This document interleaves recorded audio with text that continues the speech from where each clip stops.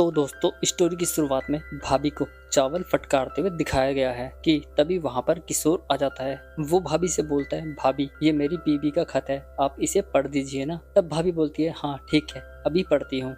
भाभी बोलती है, बस थोड़ा सब्र तो रख, ला दे, पढ़ रही हूँ ना। भाभी खत पढ़ना स्टार्ट करती है और किशोर भाभी के पास आकर बैठ जाता है। भाभी बोलती है, मेरे प्यारे किशोर, मेरा प्यार भरा नमस्कार। उम्मीद है आप वहाँ कुशल मंगल होंगे। आप मुझे ये भी बताइए कि वापस कब तक आओगे। मेरा आपके बिना मन भी नहीं लगता। मैं आपके स्पर्श को आज भी उसी तरह याद कर रही हूँ जैसे आप मेरे साथ किया करते थे।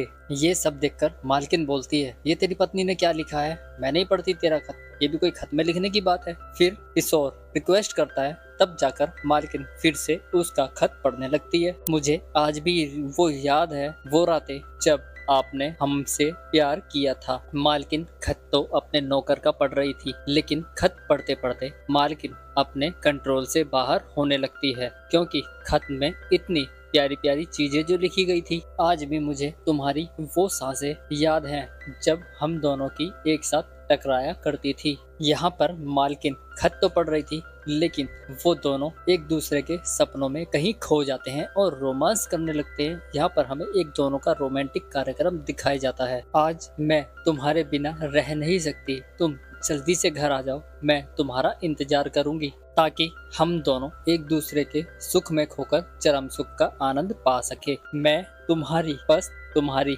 शीला। इसके बाद मालकिन किशोर को उसका खत वापस देकर बोलती है, ये ले किशोर तेरा खत, अब तो पढ़ दिया ना, अब तो खुश है। किशोर भी काफी खुश हो जाता है। इसके बाद किशोर उस खत को मालकिन को वापस देता है और बोलता है, मालकिन ये खत आप अपने पास ही रख लीजिए, जब मुझे जरूरत होगी तो मैं वापस ले लूंगा। ये सुनकर तो मालकिन के मुंह में लड्डू फूटने लगते हैं। वो खत को अपने पास ही रख लेती है। अब रात में भाभी किशोर का खत पढ़कर अपने कंट्रोल से बाहर होने लगती है। वो रोमांटिक होने लगती है और अपनी गुफा से पानी निकालने लगती है। जैसे ही उसका कार्यक्रम खत्म होने वाला था, तभी उसे बाहर से उसकी बहन आवाज लगा देती है और उसे अपने कार्यक्रम को वहीं विराम देना पड़ता है। इसके बाद भाभी उस खत को लेकर अपने पति के पास जाती है और बोलती है, ये देखो ये किशोर का खत है, उसे पढ़ना नहीं आता था तो उसने मुझसे पढ़वाया। पता है इसमें वो सब लिखा हुआ है जो वो एक बंद कमरे में करते थे। मतलब यहाँ पर अब रोमांस में और ज्यादा मजा आने वाला था। इसके बाद भाभी का पति उस खत को पढ़ने के लिए काफी उतावला होने लगता है। तब भाभी बोलती है, हाँ क्यों नहीं,